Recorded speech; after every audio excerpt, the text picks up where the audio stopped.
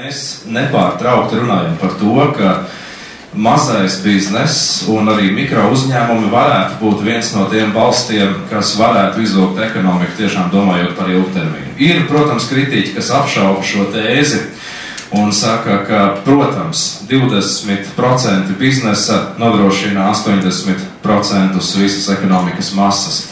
Tas pārējais ir tieši apgrieztā proporcijā. Toties par izglītību runājot.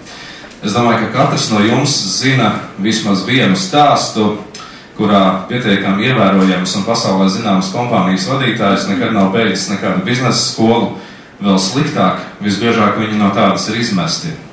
Par nespēju mācīties, par nevēlēšanos mācīties un tādā garā. No otras puses, ir nepārprotams skaidrs, ka cilvēkiem ar klasisku izglītību ekonomikā vai menedžmenta lietās ir daudz lielākas iespējas būt veiksmīgākiem biznesa pasaulē. Arī šeit ir tāds zināms fenomens, jo cilvēki, kurus es pazīstu, kas ir beiguši šādas skolas, bieži vien nav saistīti ar biznesu.